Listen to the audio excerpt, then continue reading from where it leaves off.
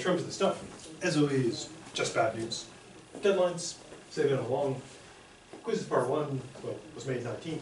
Exam 1, quizzes part 2, May 28th. Exam 2, quizzes part 3, June 9th. Exam 3, June 17th. Exam 4, quizzes part 4, exam 5, June 18th.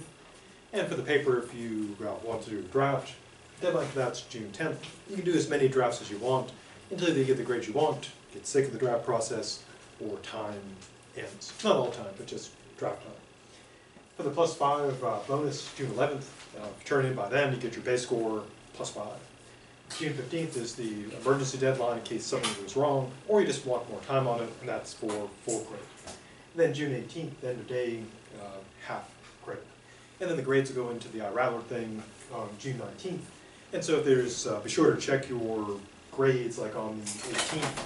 And you look to check your grades, you look at the overall grade column. And if there are any issues that need to be resolved, be sure to contact me before I put in the grades, and improve them. Because once they're in and approved, then changing them is problematic. Before then, if there's a problem, an issue that needs to be resolved, easy to resolve. After then, it's not so easy. Before pressing on to the new stuff, anything about the stuff to be, or the old stuff that needs more stuff. Okay. So last time we're looking at our good dead friend, St. Thomas Aquinas. And we looked at his classical 5 ways. Basically arguing that the world's a certain way, therefore, because of this, God has got to exist. Now, not surprisingly, people have advanced various standard criticisms of this argument. And here are 2 common criticisms. Criticism 1 is that even if we buy the arguments, it would seem to point to the existence of not one being, God, but perhaps 5 beings. Namely, a mover, a necessary being, a guide, the ultimate paradigm, etc. But the way one can sort of reply to this is the following sort of argument. His claim is basically that all these great qualities point towards there being a single being. And kind of his reasoning is this. I guess I can put it kind of as a question. If this points towards there being a perfect being, could there be 5 perfect beings? 5 perfect and unlimited beings? And kind of the usual answer is no. And to kind of lay that out, here's how it can be argued.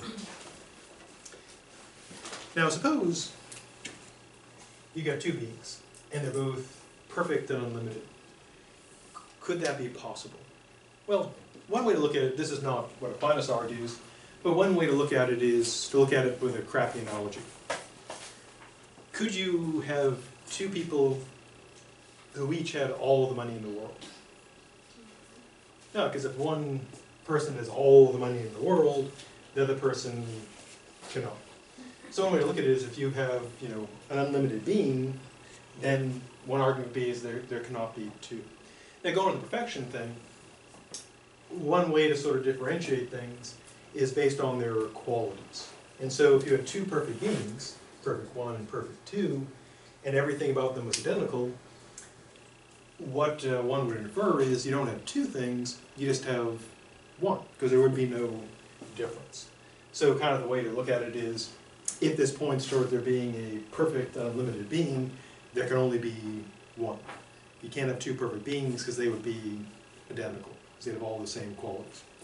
This sort of reasoning was later developed by our good dead friend Spinoza, who uses that to argue that there's only one entity at all, which is God. And that's known as, this is not something accepted by Aquinas, but it's known as pantheism, that everything is God. Second common criticism, Aquinas ends each of his arguments not with, this is God, but with something like, and this everyone understands to be God, or this all people recognize as God. And people say, well, there seems to be quite a gap between what is proven and the personal God of the, of religion. Now, the easy way to reply to this is that these arguments don't give a complete view of God. So it's not like the entirety of God, but what it does is present, important qualities. So Aquinas never claims that this 5 ways conclusively proves this sort of personal God, but just that it establishes, basically trying to show that God exists. Now the way of gradation might actually do this, because you end up with a being that is like, ultimate in all respects. It would seem to meet that condition. So the common criticisms would seem to be such that they can be replied to by Aquinas. So that's a good dead friend, Thomas Aquinas. Important things to know are, the background stuff, most importantly, the 5 words. Before moving away from Aquinas, anything about the Aquinas stuff that needs more stuff?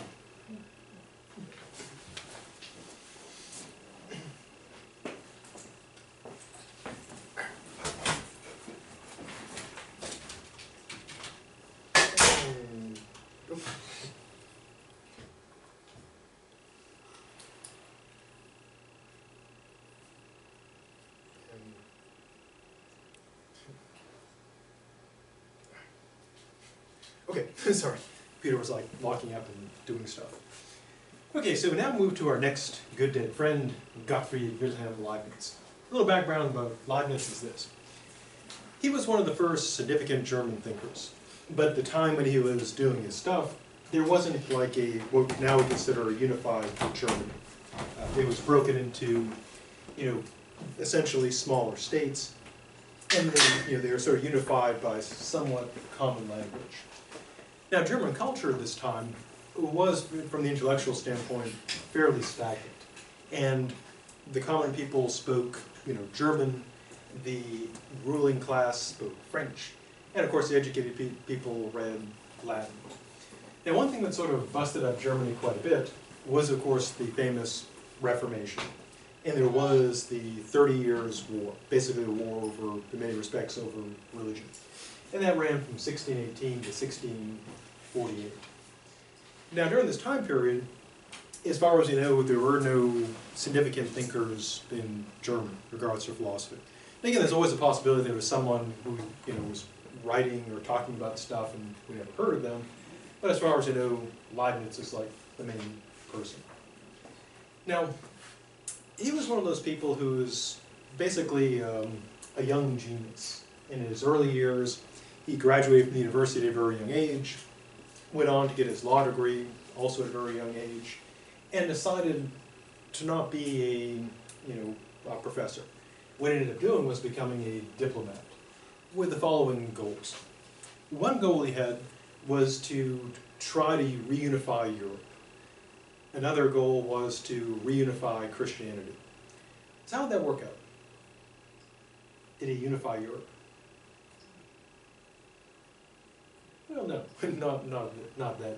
But now, of course, Europe is kind of unified. We've got the, European Union, and so I guess his dream has kind of sort of come true. And the religious wars between, Christians that tore apart Europe, 1618 to 1648, have largely, at least between Christians, have come to an end. So in a way, he kind of got his goals. Now, his own works were generally not particularly, systematic or developed in the sense of, sitting down and cranking out books. They're scattered among, various pamphlets and writings, etc. But they include, various works in metaphysics, etc. Now, his approach was essentially a logical method. He believed that he could make use of deduction and logic in order to get to the results that he wanted. And so there's a little background for a good dead friend, Leibniz. Now, one of the interesting things about Leibniz, just sort of a final bit of background for him, is this. He, if you take anything involved in the history of computer science, he developed a machine that could do various computations, and so is considered one of the people that provided the foundation for computer science. He also developed what we now refer to as basically binary logic or binary mathematics. One of his great innovations is he found you could basically do or represent any number with zeros and ones, which of course led directly to the development of what we now consider modern logic and the information age. So a pretty important guy. And then of course he died, still dead today. Now, we're looking at Leibniz, again, in the context of proving the existence of God, and he provides a variety of arguments for it. He does have his own version of the ontological argument, and we've already seen the ontological argument, so we won't crank through that again. One based on eternal and necessary truths, a design argument, and a cosmological argument. And as we saw, the design argument, we saw that in Aquinas, and the idea basically is the world seems designed, no design without a designer, designer's God, God exists. And of course the cosmological arguments are essentially causal arguments. And we saw in Aquinas kind of those regress arguments. So what are some of Leibniz's proofs for God's existence? Well, here's one. He takes God to be the supreme substance, which raises, the good question about what it means to be a substance. Now, we'll talk more about substance when we get to the part of metaphysics, but here's kind of the basic idea and the motivation for it. Now, take an object like this folder thingy. Now, it has various qualities, color, shape, mass, density, and volume. Now, do we encounter, say, red, just off by itself? Not a red thing, but just kind of red hanging out. No. We encounter objects that are like rectangular, but we don't encounter rectangularity. We don't encounter just like mass, just hanging out on its own. And so one question is, why do we always find qualities like collected together? So I can, for example, go and pull off the red, or pull off the rectangularity. And one explanation thinkers gave is, well, there's got to be something that binds all these together, and what they came up with is the idea of substance. And there's kind of, many views of it, but one view is this. One notion is a substance is something that can exist on its own. So the qualities of this can't exist on its own. You can't have just like red, floating around, hanging out. You can't have like rectangular, hanging out, floating around. But you can have the folder. So you could kind of think of the folder as a substance, because it can exist, by itself. Now, another way substance is used is, the idea is that it's what's under all those properties that they're kind of stuck into.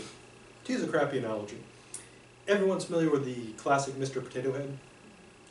Originally it was actually a potato, and you supply your own potato and you get like little plastic things and stick it in there. But of course the disadvantage of a potato is that it tends to go bad. And I guess parents got tired of rotten potatoes around the house. So now Mr. Potato Head is plastic. Now, to use a crappy analogy, think of the plastic potato head as like the substance. And the eyes, ears, and noses, and hats and stuff you stick on it are like the qualities. So it's supposed to be like the underlying mysterious stuff that everything else gets stuck into, that organizes things together.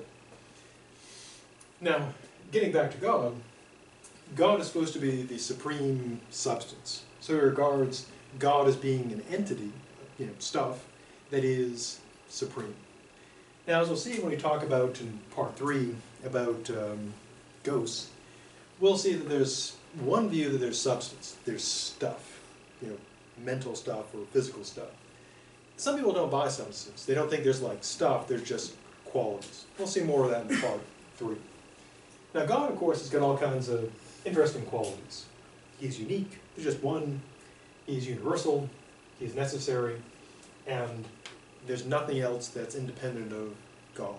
So, on Leibniz's view, that God doesn't need us, but we need God. And much like we saw in Anselm and others, God is incapable of limits, and he's real as real can be. So then, it follows from this that God is absolute, not as perfect, but absolutely perfect. Now, one thing we'll see in a bit is what's called the problem of evil. And we got to explain, like, why is there bad stuff? Now, he says that all entities, other than God, get all their positive qualities, their perfections, from God. And their defects come from themselves. And we'll see why this is important in a bit. So, why then must God exist? Well, it takes God to be the source of all the stuff, and, much like we saw looking at our good dead friend Thomas Aquinas, there's got to be the existence of a necessary being. Got to have that to have the world. And much like we saw in Aquinas, in Anselm, God alone must exist if he is possible. So basically the idea is God is such that if he could exist, he's got to exist. And he clearly can exist, so he does. And so Leibniz concludes that God has got to exist. Now probably his more interesting argument is a cosmological argument. Before we go into that though, anything about any previous stuff that needs more stuff. Now Leibniz claims that there are two principles on which our reasons are founded. One is what he calls contradiction. If you have the logic class familiar with logic, contradiction is a claim such that it is impossible for it to be true. It's always false. The simplest contradiction is, of course, P and not P. Like, today is Thursday and today is not Thursday. Can't be true. So, contradictions are always false, and their denial is always true. Leibniz doesn't mention this here, but the sort of opposite of a contradiction is what's called a tautology. And a tautology is the exact opposite. Contradictions are always false, and tautologies are always true. For example, today is Thursday, or today is not Thursday, which is always true, because today is either Thursday or it's some other day. Now,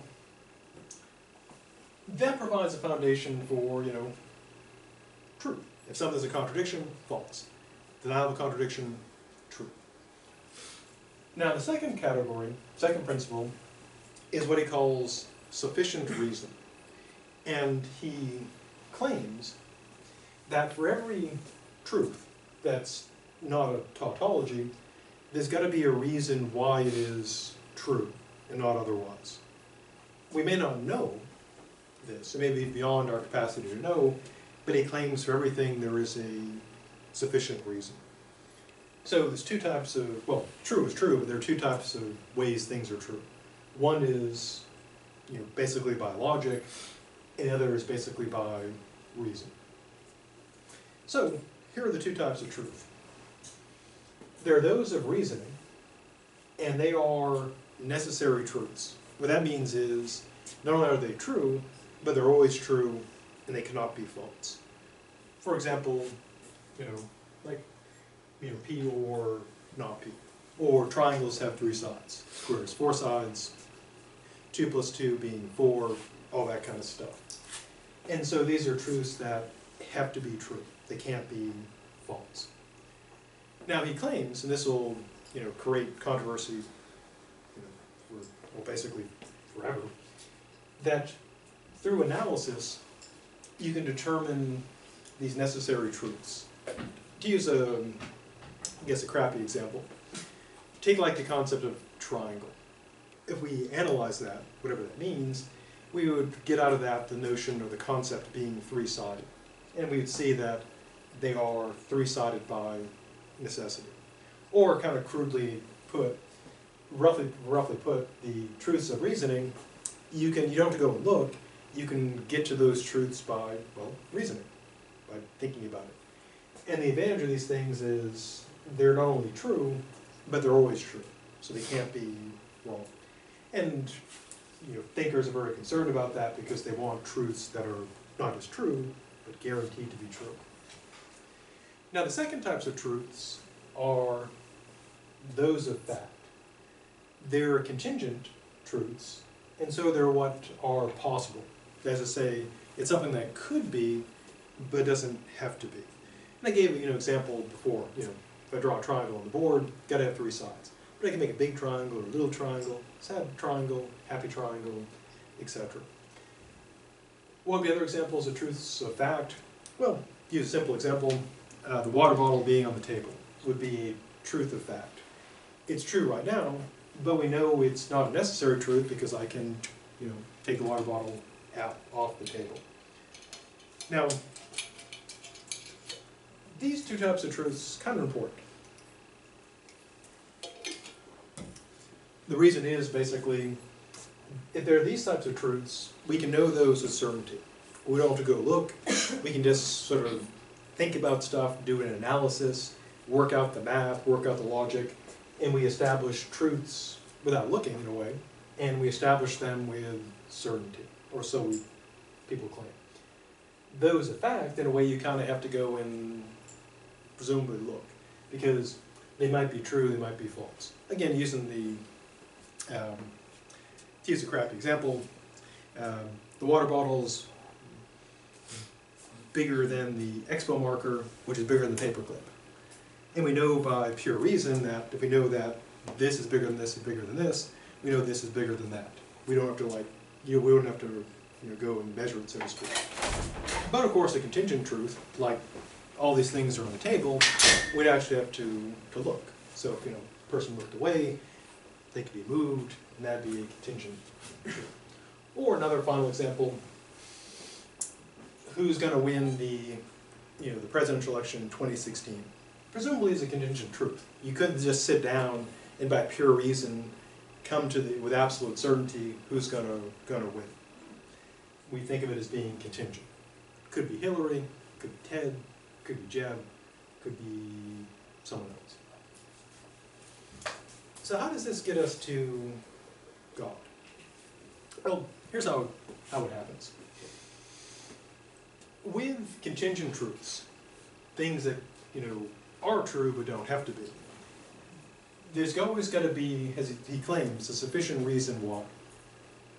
To use kind of a crappy illustration, it's kind of like when a kid asks why. Why is the sky blue? Well, because of this. Why is that? Because of this. Why is that? Because of this. And so you can always ask why.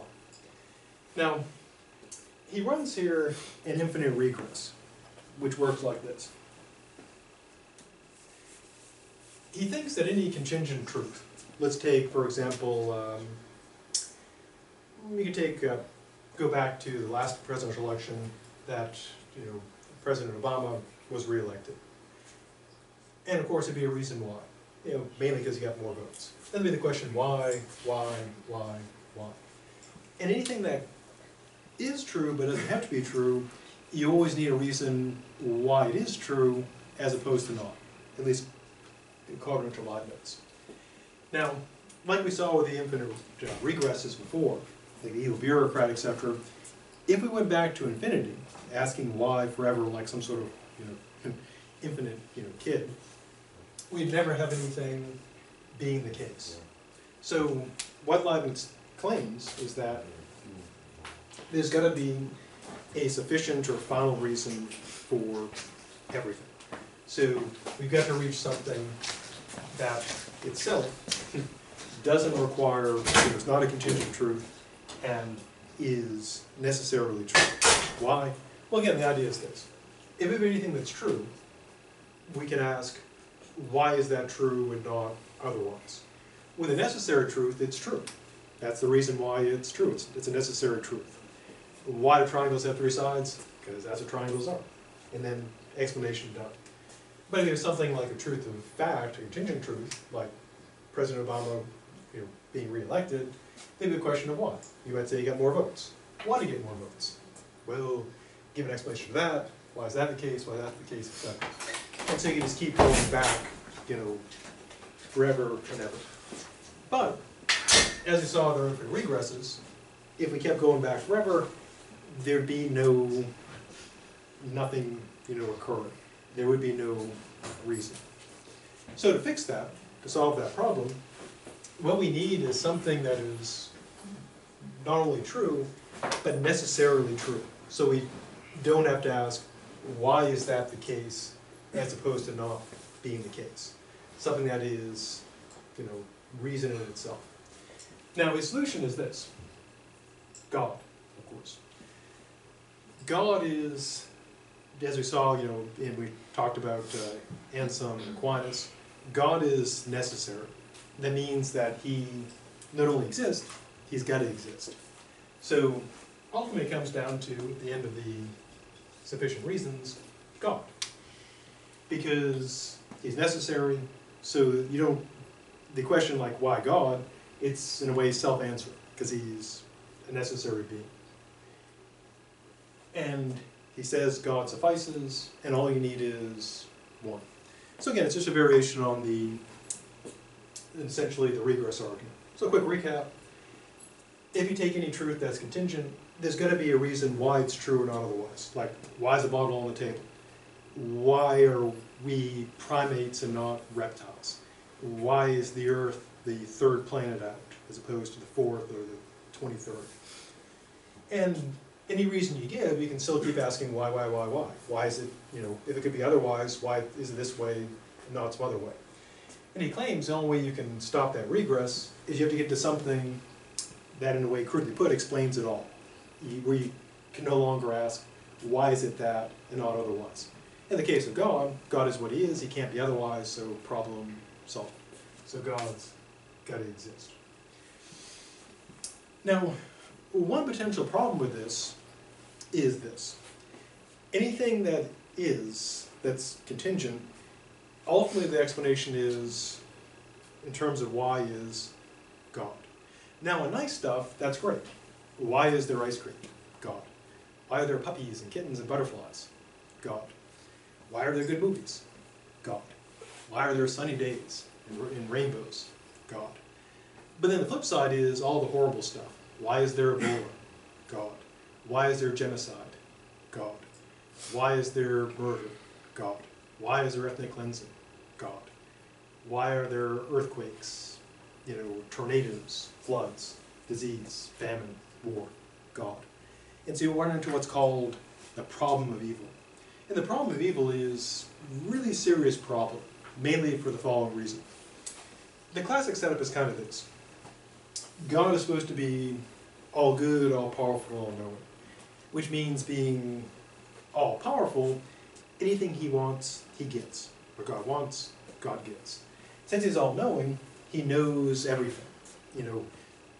He knows all that's happening. He knows how to make everything occur. And if he's all good, combined with all knowing and all powerful, there should be no evil. Because God, to use a crappy analogy, imagine if someone claimed there was like a superhero, like Superman or Wonder Woman.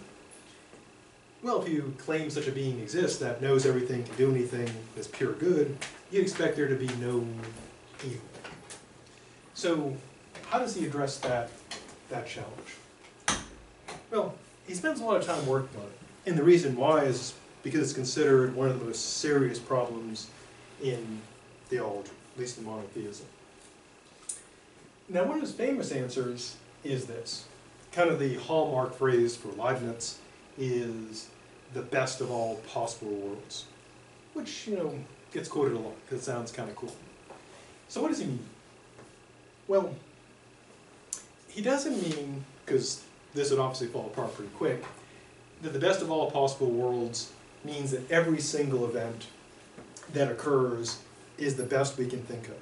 Because obviously you could take a look at your own experiences. You could say, hey, not every single experience in my life was the best possible. It could be a minor thing, like, you order a burger and they forget the pickles, if you like pickles. Or you order a burger and they put pickles on it, and you didn't want pickles. So that was not the best possible burger. Or you can go with more serious stuff, like, getting in a car accident or getting the flu or breaking your arm. You could say, clearly breaking my arm was not the best possible thing. So he's not claiming that every single thing that happens in the world is the best thing we can imagine, because clearly that's not the case. What he means, though, is this. If you were to take the entire everything, this would be, of all the worlds possible, this would be the best. So if you're putting them like in a ranking, you would put this number one. Now, in this, since he believes God, created all this stuff, this is a matter of God's choice. Now, so how does this work out? Well, here's kind of how it works. I'll use a crappy analogy to illustrate it. If you ever played like a video game where you get to pick like your character, or if you've used Facebook, you can put those little stickers, or if you used like, messaging with an iPhone, you can pick the various little, emojis. And you can imagine like God's kind of got a selection, something like that. Like when he starts up the universe, he has, all the possible worlds he could create. Then he's, scrolling through them. And so there's an infinite number of possible worlds that God could make. Now, being all-knowing, he knows all the worlds. So he wouldn't actually have to go, go online and look up stuff. He knows the best world. Now, since he's wise, he knows the best world. Since he's good, he picks the best world. And since he's all-powerful, he can make it happen. But of course, people would say this. But yeah, what about, we were talking about, genocide and Ebola and earthquakes and leeches and mosquitoes and West Nile disease and, AIDS and all that stuff. That seems all pretty crappy. So how do we explain that? How could this be the best possible world? Well, one answer he gives is this. And it kind of goes back to the thing we saw with Aquinas. So we got God, and God is totally perfect, at least according to Leibniz. Now God, of course, being all good, all powerful, and knowing, will pick the best world. He's all good, so he's not going to pick anything better, anything less than the best. And he's all knowing, so he knows the best. He's all good, so he makes the best. So why is the world still not perfect? Why does it have crappy stuff? Well, one answer, of course, is this. Only God can be perfect. Why? Well, like we saw before. Suppose God created a universe that was totally perfect. Well, then the universe would be him. He would just be like two of him. But as we saw, you can't have two identical beings. So whatever God creates has to be less than God. Because for it to exist apart from God, it's got to be less than him, which means it's got to be imperfect. So the universe always has to be less than perfect. If it was perfect, it'd be God, but there already is God, so you can't have two of those, just one. So you can have God and the universe. Now our good dead friend Spinoza takes the view that you only have one being. So he says it's all just God. The universe is God, God is the universe. Now Leibniz says God is perfect, he creates the universe, it's got to be less than God, so it's got to be imperfect. So right off the bat, it's got to have some subpar stuff. Now another question is, why is there so much like crappy stuff? Well, one reason is that there's got to be, like we saw with our good dead friend Aquinas, there's got to be like a full variety of stuff and order. Leibniz, math guy, and of course we know from like numbers that you don't have like holes in the number line, to use a crappy analogy. So you don't go 1, 2, 7. You get all the stuff that, and so the universe is going to be like full. So there's like a slot for Ebola, so Ebola's got to be there. So he answers the question in this way: why is the universe less than perfect? It's got to be, because if it was perfect, it'd be God, but then it wouldn't be the universe; it'd be God. So it's got to be, inferior. Plus, of course, it's got to be, fully stocked, which means you'll have varying degrees of stuff, which means there'll be some crappy stuff, or so we claim. Before going to why this is, in fact, the best world, anything about that argument that needs more Leibniz stuff.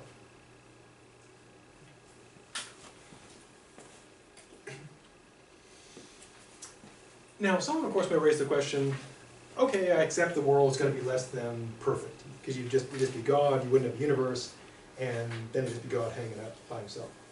So, why must the world be defective? Well, again, one part of the answer is it's got to be less than God. But the question would be is, why does it have to be less? Well, to answer that question, we've got to look at the medieval view of how stuff works. Now, one view about God, is we talked about this before, is what's called the intellectualist view. It's not the view like people who like to wear glasses and sip lattes and talk about French poetry. What he means by intellectualist is these are people who believe that God's intellect is not superior to, but has priority over his will. In a practical sense, that means that God restricts himself to the rules of logic, that he will not will the impossible. I mentioned before, one of the classic questions, can God create a rock he cannot lift? The intellectualist would say, well, no, he couldn't. He can only do what is possible. And it's basically a question about God's power. The intellectualist would say God can do anything except the impossible, because his intellect, his understanding of what's possible, essentially governs his will. Now, for some people, that's not good enough. They're called voluntarists. Not in the sense they go out and do a lot of good stuff in the community, volunteer their time, but their view is that God's will is supreme, that being all-powerful means that God can do anything, even the impossible. And by impossible, I don't mean stuff that's really tough, literally the impossible. To give two stupid examples. One is this. For the voluntarist, God could make a triangle that is five-sided.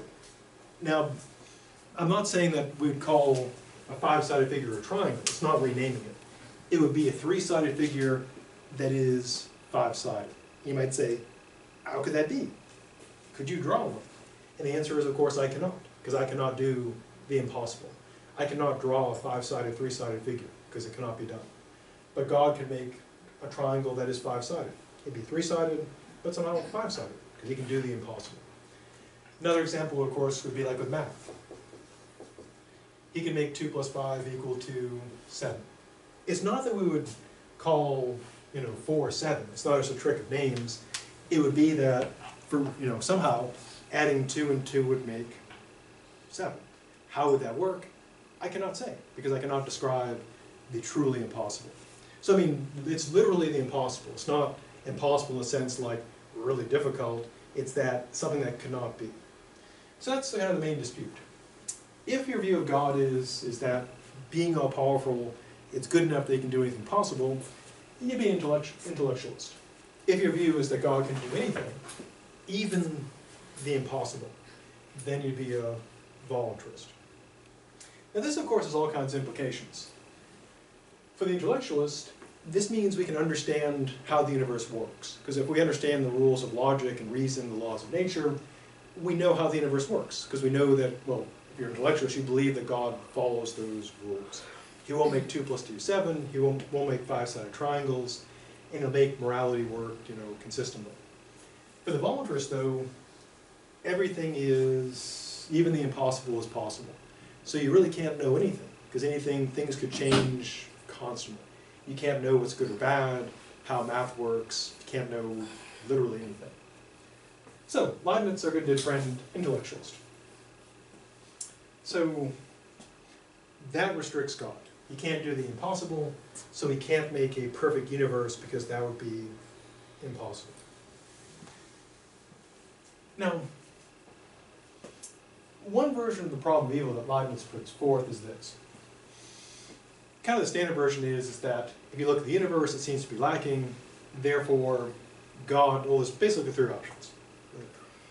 God is either not good, so he could make things better, knows how to make them better, but chooses not to, or he might lack the power. He knows what's good, could make it better, but chooses not to, or he doesn't know how to make things better. He has the power and wants to, but he just kind of messes stuff up. So people look at the defects of the universe and they say, oh, either God doesn't exist, or he's imperfect or evil. Now Leibniz here gives 2 standard replies. One's pretty stock, the other is somewhat more original. One is what's called the big picture answer.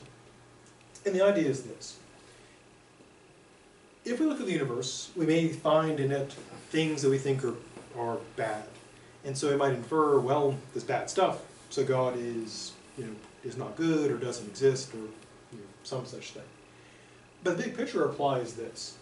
The reason why things look bad is because we're looking too close. If we look at all of time and all of space, we would see that everything ultimately in other times and places works out for the best. To use a crappy analogy that Leibniz doesn't use, one common one to illustrate this is like when kids get their shots, the vaccines.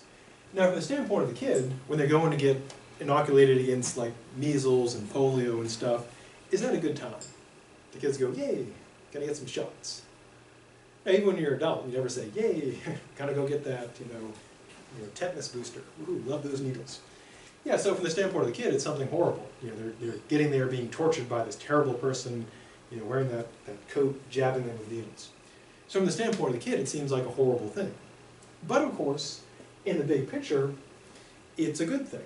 Because the kid goes through a little suffering, but they don't get polio. So they get to grow up and walk, which is, getting a little jab is probably a small price to pay for that. And so the idea is that if we look at the big picture, what seems bad from a narrow perspective is actually a good thing. Or to use another crappy analogy, think about like in sports, like when a person goes on a team and they have to do all those hard practices, doing all this, it's painful, etc. And they may not really like that.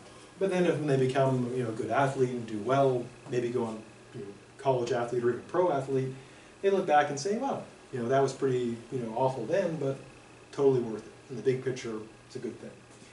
And so Leibniz says, moving away from the crappy analogies, that if we look at the universe, in the big picture sense, all the bad stuff works out. Now, the one usual reply to that is, of course, is to question that, to say, how does genocide, how does that work out to a good thing? How does Ebola work out to a good thing? How does ethnic cleansing work out to a good thing? If an earthquake, the one that hit Nepal recently, how does that work out to a good thing? Which are all fair questions. His second reply is kind of an interesting one, which is this. The universe is not just for us alone. So if it doesn't, suit us perfectly, it's because it's not just for us. To use an analogy that Leibniz doesn't use, think about, any public space. Like the colors of the walls, for example, the colors of the chairs, they're not something you would probably pick. But the room is not just for me or you, it's for everybody. So we have sort of this, compromise layout. Similarly, we can think of in politics, working out laws for a country. Some laws may seem, people may not like them. I don't like this law. It's bad for me. But of course, a country is not just for me, so not every law is going to be great for me. So but I have to take into account that it's not just all about me, it's about everybody. And so the universe, for Leibniz, is kind of the same way. If things don't work out great for me all the time, it's because it's not just my universe. There's other people. So if the temperature feels not quite right for me, well, it's because there are other people. Suddenly if everything doesn't work out perfectly for me, well, it's because I got to share the universe with other people. And it's kind of an interesting reply. And it's sort of, in a way to look at living in, not just in the universe, but in society. Why isn't everything perfect for me? Because it's not just my country. It's not just my universe. Now, some raise the objection that it's impossible to create the best. And Leibniz's view is that, well, God can't make a perfect universe, for the reasons we saw, but he can make one that is pretty good. Now, final thing for this argument, I mentioned before the whole pantheism thing. And pantheism is the view that if you take the universe, that the universe is God and God is the universe. And our good dead friend Spinoza took this view. And his argument was basically, well, there's not enough, if you have God, there can't be anything else. Why not? Well, I use the crappy analogy of the money. How many people can have all the money in the world? Well, if you have a person who has all the money in the world, they get all the money. If I have a single penny, they have everything but that penny. So they don't have all the money. So if God is perfect, if there's anything that's not God, he's missing that little piece. So it wouldn't be perfect. He's missing that little chunk. And so Spinoza's argument, roughly put, is God has got to be everything. And so we're all part of God. Now, That is considered by most monotheists to be not only crazy and false, but heretical. It's considered a heresy. In fact, Spinoza was one of the few philosophers to be the target of an assassination attempt. He survived. So apparently they used the wrong type of assassins. I'm sure they have better ones, like ninjas or assassins with some sort of creed. I heard they're pretty good. So he doesn't want to grab a hold of pantheism, because that's crazy heresy stuff. So how is he going to avoid it? Because it seems to be, once you start about God being perfect, it seems to lead to that. Because if you get anything that's not God, he's missing stuff. He's imperfect. Now Leibniz basically breaks out a math argument. Here's how it goes. He claims the universe is infinitely divisible. No matter how you slice it, you keep on slicing it. Which is an interesting question both in metaphysics and physics. Namely, is there a basic, what we'd say in modern terms, a basic particle or whatever that makes up everything? That you get to a point where it's unbreakable. Now, scientists, physicists, are trying to find this. And the way you find, or try to find, the basic thing is you keep breaking stuff until you can't break stuff anymore. And once you get to the point where you find what cannot be broken, you would say either, our stuff can't break this yet, or we found the unbreakable. We found the most basic thing that has no parts. Which is why they're always building those superconducting supercolliders to smash stuff together, to see if you keep breaking stuff, what's the smallest thing you can find, what makes up the universe. Now Leibniz believed the universe is infinitely divisible. No matter how you slice it, you keep on slicing. Now since the universe is infinite, and this is where he brings in the math thing. Now, take the infinite number. Is the infinite number odd or even? Yeah, neither. In fact, we don't know what the number is. So we cannot say of the infinite number whether it's even or odd. So Leibniz says, well then infinity is not a whole, just like the infinite number is neither odd nor even. So basically he's trying to show that you can't say the universe is one thing, so the universe is not God. There's not pantheism. So the universe, he says, is not an animal or a substance, and so he tries to get out of this through some math stuff. But again, critics point out that once you have God being perfect, that does create a problem, and trying to avoid pantheism, kind of tough. But Leibniz tries to do it because pantheism is crazy and heresy. Okay, before pressing on to some more Leibniz, anything about this that needs more Leibniz stuff?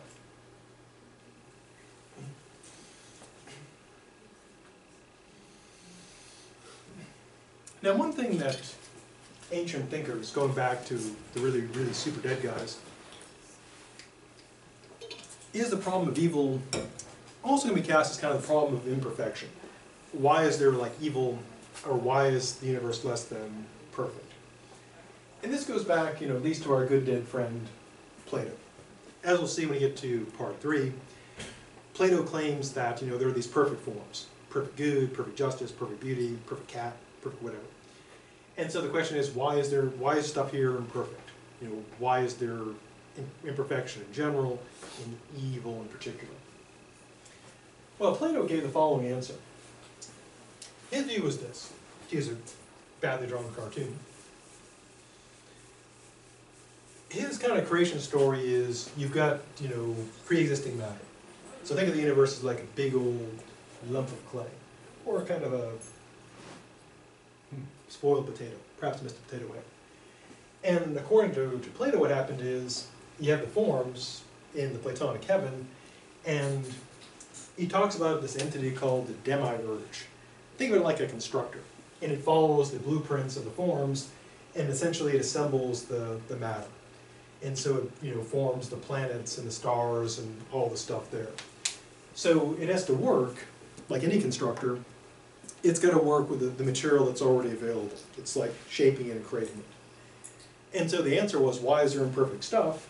Plato's answer was, the building material is kind of defective.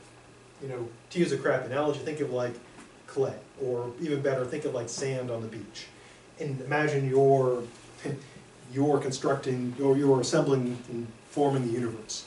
And you're doing it like with sand, and you got the, like, pails and those sand toys, and the sand is not that great. You're trying to shape it and work it, and of course it dries out, and it's kind of crappy stuff. And so the answer Plato gives is matter's pretty crappy, and so no matter how well you try to like shape it and form it, it's going to still be kind of crappy. To use another crappy analogy, it's kind of like if you're a contractor that's doing the construction, and there's another subcontractor that's providing the material. And so if you get a delivery of substandard concrete, and you do the best you can with it, but it's not your fault because someone gave you some crappy concrete. Now, it works for like Plato, but doesn't work in Christianity, Islam, etc. because here's the problem. For Plato, the matter is uncreated. But if you accept God creating everything, God makes the matter. So in this case, God would be the one providing the concrete, so and then building stuff with it. So the concrete is crappy. God can't say, hey, it's this crappy subcontractor, because he's the contractor. He's making the concrete. So if the universe is made of crappy matter, it's God's crappy matter. So that option isn't open. So how do we get a crappy universe? Well, here's the answer. As we saw, Leibniz, intellectualist. His view is that God always follows his intellect. He doesn't break the rules. Now, he replaces the crappy matter with this. He calls it the eternal verities, or translated in English, the eternal truths. And one of the truths, as we saw, is that, again, going back to this, God can be perfect. But what he creates has to be less than him. Because the rule of logic is, in fact it's called Leibniz's law. If you have two things that have identical qualities, they're not two, they're one. And I'll use a crappy illustration. Think of Superman and Clark Kent, or Bruce Wayne and Batman. They're identical. So even though you have different names for them, they're, Bruce Wayne is Batman, Clark Kent is Superman. So God, being perfect, if there was another perfect being, it would just be God. Be God and God. And so the universe logically has to be imperfect, has to have errors. So with Plato, the idea was, again, the whole crappy matter thing. And so when God shapes the crappy, or when Plato's form shaped the crappy matter, to use my crappy analogy, it's like trying to make sandcastles on the beach. Sand is not a great building material. It's not going to be as good as the mold. And in the case of, for Leibniz, what happens is that God has to make the universe less perfect than him. So, evil then, so then the question is like, why isn't God the cause? Well, here's his reason. God doesn't take the world and make it and put in evil. So how does evil get in there? Well, the answer is this. Evil is not a positive thing. I don't mean the sense that the evil is good, but evil is not like an ingredient. Evil is a lack. And I'll use a crappy analogy to illustrate this.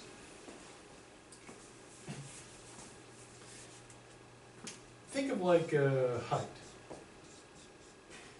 Now, if someone is short, or shorter than someone else, does that mean they have a whole bunch of short? Would you say of someone, wow, look at that person, they got a lot of short? I mean, you could. I guess would be one way to put it. No, I mean, being short means not that you got a bunch of short, it means you haven't got, tallness, you haven't got height. Similarly, a person, wouldn't typically say, wow, that person's got a whole bunch of stupid, although I guess they could put it that way. You would say they lack, smartness. And so, just like shortness is not a thing, it's a lack of height, and ignorance is not like a thing, it's a lack of knowledge. for Leibniz and others, evil is a lack. So how does evil get in? Well, imagine like this would be like the level of perfection. But of course God can't create a perfect universe because then it would be him. So the universe has to be less than perfect. And there, that gap between what is and what's perfect, that's the evil. And so God doesn't put the evil in there, the evil just sort of comes along. To use another crappy analogy, it's kind of like, imagine you order a drink. And the bartender, pours the drink, and whatever it might be. Does a bartender have to like, in addition to like pouring in, I don't know, some soda, do they have to spray in some nothingness, like some air, some space? No, I mean they don't have to like go, fill up the glass and then, put in that air. The air in a way comes in for free. It's just once you put in the soda this much, you get that much emptiness along with it. So God sort of, using my crap analogy, fills up the universe as full as it can get. There's always going to be a gap, and that's the evil. So evil is not a positive thing, it's a lack, a defect. And that way, the reason for that is that way it's not God's fault. He doesn't build the universe and then throw in some evil. Evil is sort of a side effect that he's not responsible for. Before pressing on, anything about that needs more stuff?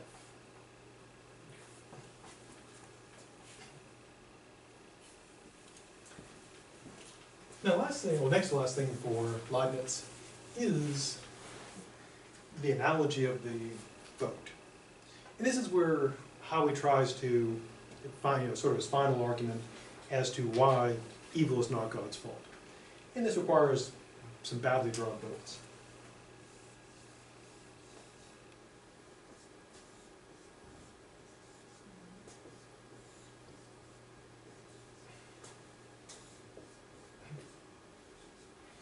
Now imagine, if you will, the following boring scenario. Imagine we get a stream or a river, with a current, and then we've got, let's say, 3 boats in the stream, and each one is laden with a certain amount of cargo.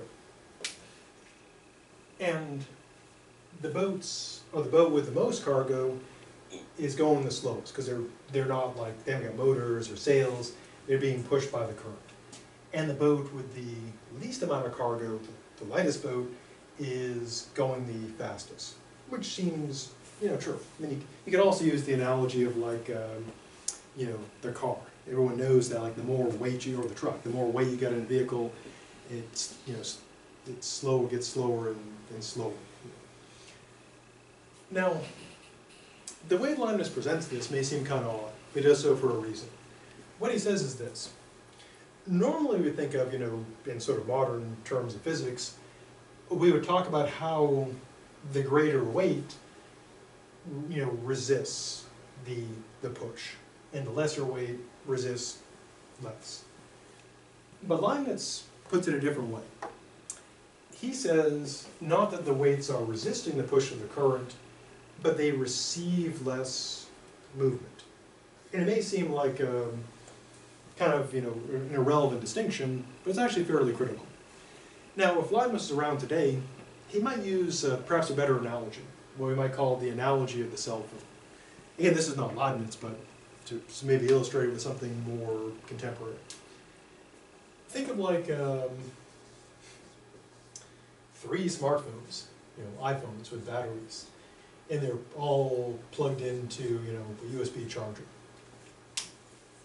Now, one thing, if anybody's had a smartphone, the longer you have your phone, what happens to your battery? Yeah, it becomes less and less, good. Yeah, it holds less of a charge, eventually to the point where it doesn't hold a charge like at all. And of course now that makes most, well actually the iPhones, you can't replace the battery yourself because they want to sell you a new phone. Now if you have, a phone that gets less charge, it's not that the battery is resisting the charge, it's that because of the defects in the battery, it gets less out of the charge. Because you could plug, if you have, say, 3 iPhones, you have like the iPhone 1, 4, and then you got the latest one, And your really old phone may hold, you could charge it all night, it may only hold a very, very limited charge. Whereas your new one, the same amount of charge, the same amount of power, will hold the charge much longer. So you kind of use the analogy of the phone. The defect of the battery means it receives less charge. And similarly, the newer battery receives more charge. So the question B is, okay, what's the point? Well, here's the point. Since it's an analogy, it's a comparison. In an analogy, just like we saw with the horse trainer analogy, you gotta have stuff being compared to other stuff. In the analogy, the stream is God. The boats are us and all of the stuff in the world. So this would be, each of the boats would be like a person or a thing. And the cargo would be literally in a way, the weight of the person's defects or sins. And people come in degrees of defectiveness or sinfulness. So his point again is to show that God's not to blame for the evil. Here's how that works. Going with the stream thing, God is like the stream. And he pushes all things equally. He's giving to things an equal amount. Or going with my crappy analogy of the charger is giving each phone equal juice. But because each boat has different cargo, or in the analogy, different amounts of defect or sin, or like with the phones, each battery has different capacities because of its defectiveness or lack of effectiveness, the boat, that is to say us, receives less. Likewise, the battery receives less. Now, it's not the fault of the charger that the battery is receiving less. The fault lies in the battery. The charger is pouring out juice equally to everything. It's that darn crappy battery. It's just not receiving the charge. Likewise, all the boats are getting equal push from, all the people are getting equal push from God, but because of their defects, they get less. So, God is thus not responsible. He's not the cause of the sin. Why? Because he's giving all equally to everything. The fault lies in them. They're receiving less. And that's why the point I made is not that the boats are resisting the current, it's that they're receiving less. And the reason why that's important is because if, going with the analogy, if we made it a matter of resisting as opposed to receiving, then the boats, which is say us, would be resisting God, would be actively resisting God, and which would be clearly unacceptable. So, why is there evil? Well, the answer is this. Each of us have different degrees of defectiveness. God is giving all equally to us, but each of us receive less. And the fault lies not with God, because he's outputting as much as possible. It's just that each of us receive less because of our defects. Again, going with my crappy analogy of the phone, the charger is not to blame for the crappy inability of this phone to retain its charge, because it's giving every phone equal juice. The fault lies in the battery. So, using the analogy of people, this would be a bad person. For example, like the Hitler boat would be really packed with, cargo. The Charles Manson boat, also pretty heavily packed. And this would be like nice people, good people. People who win like Nobel Peace Prizes and people who help you out, etc. But none of this is God's fault. It all lies in the defects. So, God provides everything that is positive, good, and perfect. The imperfections come not from God, but because of the limits.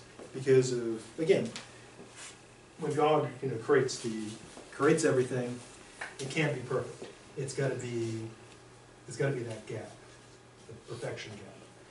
And so the perfection gap kind of gets divvied up, perhaps unfairly. So think of like, to use my crack analogy, imagine that imperfection gap broken up as cargo. And it's got to get loaded in these different boats. And some boats get more imperfection and others get less. But there's all that imperfection that's got to be distributed. So it's not God's fault. He's doing the best he can, and so it's, I guess, our fault. Now, one implication of this is that everything that is good comes from God. Everything that is defective is on us. But one practical implication of this is whenever you take a test, every right answer you get is God. God always gets 100%. Every wrong answer, that's you. So each one of us, when we take a test, we totally fail it, in a way. Because all the stuff we get wrong is us, everything that is right is God. Now, of course, people may raise the obvious criticism, God creates the boats, so why is he responsible? So going with my crappy phone analogy, true, the charger is not to blame for the phones, but in this scenario, God creates the charger and the phones, so why isn't he responsible for the phones? So that's Leibniz's attempt to address that problem of evil. And people are still working on that today. How to reconcile a God that's all good, all powerful, all knowing, with there being things that are bad. Okay, before pressing on our remaining time, anything about evil that needs more evil stuff?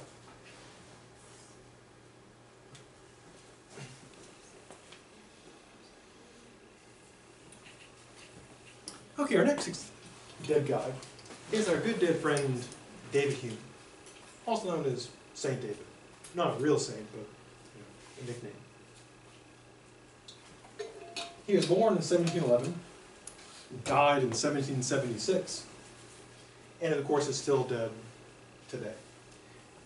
Just coincidence. He wasn't killed like in the American Revolution. He just happened to die then.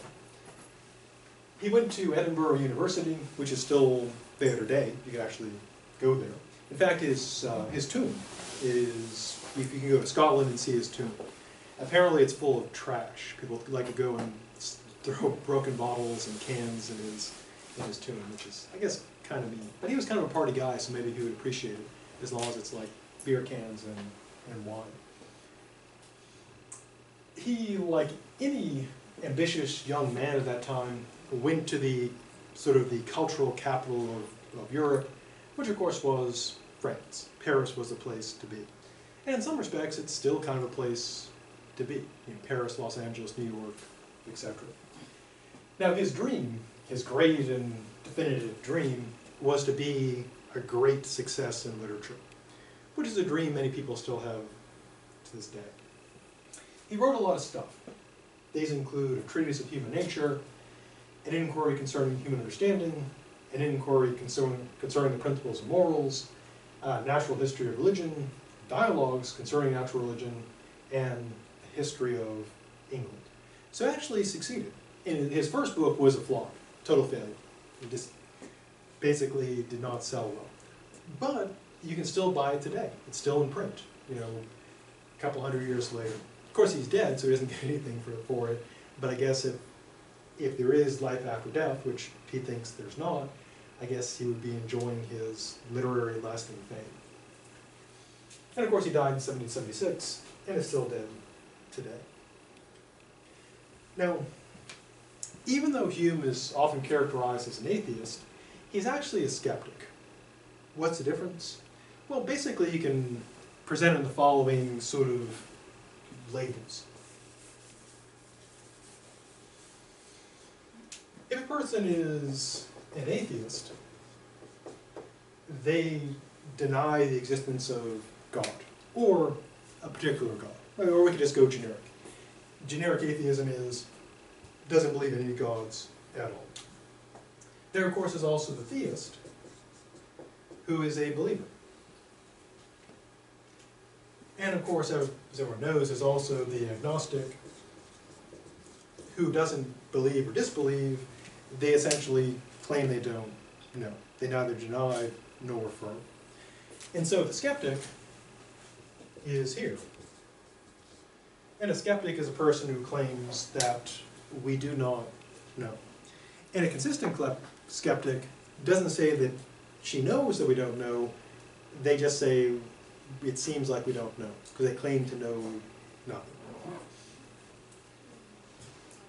So why is he a skeptic? Well, what he basically uses is what it can be called the argument by elimination. Here's the idea. There's two versions of it. One is like the Sherlock Holmes version, and the other is like the total annihilation version. The Sherlock Holmes version works like this. Essentially what you do is you have a certain number of options. Let's say, to be simple, 3. And if those are the only 3 possibilities, and you know that there's got to be, think of like a crime. There's got to be a definite, for someone that did it. If you know you only have 3 suspects, and you know for sure those are the only 3 people who could do it, once you eliminate 2 of them, the one you're left with has got to be the perpetrator. Now, of course, that requires knowing that, first, you've got all the possible, say, suspects, and that someone definitely did it. But if you have that scenario where you've got all the potential suspects, and you know someone did it, and you eliminate everyone but one, that proves that the person remaining is guilty.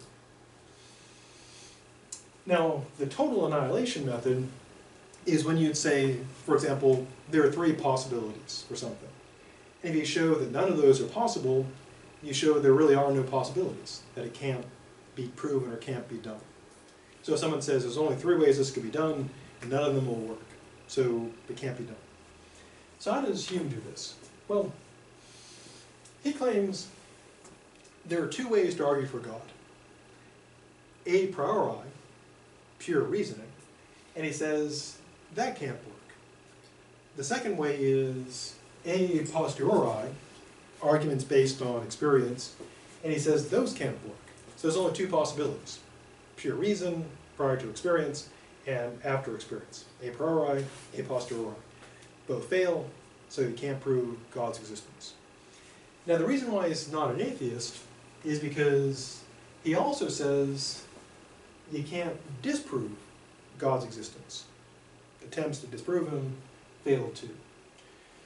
Now he discusses this in his work, The Dialogues Concerning Natural Religion.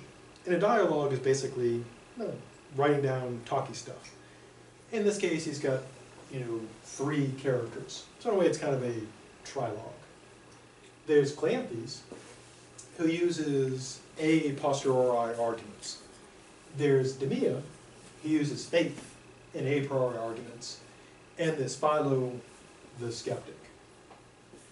Now, you can always tell the author's view, typically, because that's the character who wins. Because as you might imagine, if someone's writing a dialogue, the character that ends up with being victorious is most likely the view held by the author. Although it could be interesting to write something where a view you don't hold ends up, winning or being argued for. So his ultimate view is this: all the arguments for God fail. Spin. And he considers various, first cause arguments.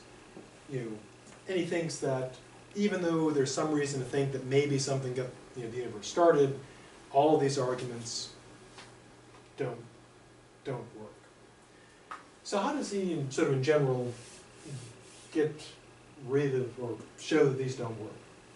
Well, first we'll go with the a priori arguments. And this is what he contends. Hume, like our good dead friend Leibniz and others, divides things into what we call, truths of reason and matters of fact.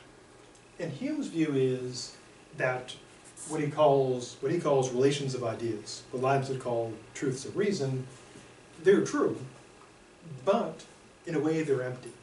They don't tell us anything about what exists. So, to use a crappy illustration, suppose you see someone and they're not, guy, and they're not wearing a wedding ring, and you say, well, if the person is unmarried, then he is a bachelor, which is true. That's a relation of idea. Bachelor means unmarried man. But does that tell you whether that person is a bachelor or not? No. They could be married, they're just not wearing a ring, or they might not be a man. So you'd have to, well, I guess you shouldn't check, but I guess you would have to check to see if it was in fact unmarried and the person is in fact a man. And so to know that, Okay, I don't know if it's the same thing, but in logic, Mhm. for example, would it be similar to like appealing to ignorance? Like, if the statement cannot be proven false, then you assume that it's true. oh yeah, because the appeal to ignorance is, yeah, exactly that, where someone says, you can't prove that there aren't psychic powers, so there's So got to it be. is. Okay, and vice versa. Yeah, so that would be, Hume would say, yeah, you just by pure reason, you can't prove that there's something is. Yeah, so if someone were to say, you can't disprove it, so it's true, that would be the fallacy appeal to ignorance. Yeah, so Hume believes that just by reasoning about stuff, it can tell you true things, but it can't tell you about what exists. Okay. So to use another stupid example, I know that if I have if I have a gold triangle in my backpack, so no, let's just make it platinum. A platinum diamond encrusted triangle in my backpack. You know it's got 3 sides. But in order to know if I've really got a diamond encrusted platinum triangle, you'd have to look. So that one would be, triangles have 3 sides is the truth of reason, which we can know just by thinking about it, but to know whether someone's got a triangle or not, you'd have to take a look. And so Hume thinks that pure reason can't prove the existence of stuff. Now our good dead friend Anselm and our good dead friend Leibniz believed you could prove the existence of stuff just by pure reason. Like the ontological argument. God is perfect, he's got to exist, because if he wasn't, he wouldn't be perfect, but he is, so he does. So God exists. Our good dead friend Descartes believed he could also prove by pure reason God's existence. And Hume's view is, nope, that doesn't work. So one of the kind of key debates in philosophy and science is that question. Can you prove the existence of stuff just by doing logic or mathematics? Could you work out equations and say, okay, I prove that this exists through pure reason? And a rationalist would say, sure. And empiricists would say, no way. So, for Hume, a priori reasoning can't prove the existence of anything. So it can't prove the existence of God. So he rejects, the whole ontological argument, because he thinks that, Anselm's argument rests on conceiving. I can conceive of being blah, blah, blah. And Hume says, well, I can conceive of that being not existing. So the a priori arguments don't work. Now, he does think that some things are demonstrable.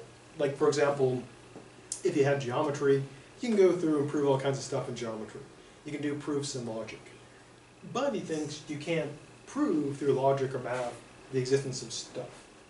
Because, as I mentioned, he calls these relations of ideas. They going to the example of like bachelor and unmarried man, that's a relation of ideas. Bachelor and unmarried man are ideas, that are related. Bachelor means unmarried man. So if someone is a bachelor, they're an unmarried man. But if you just see like what seems to be a guy standing around with a wedding ring, you don't know, if they're a bachelor or married, but you don't know if they're a bachelor. Because you don't know if they're married, and you might not know if they're a man or not. And so that would be matters of fact. And Hume's view is you got to check that out empirically. So he says all of the a priori arguments, you can't prove the existence of anything, let alone God, so they're out. So that takes care of the a priori, or so he thinks.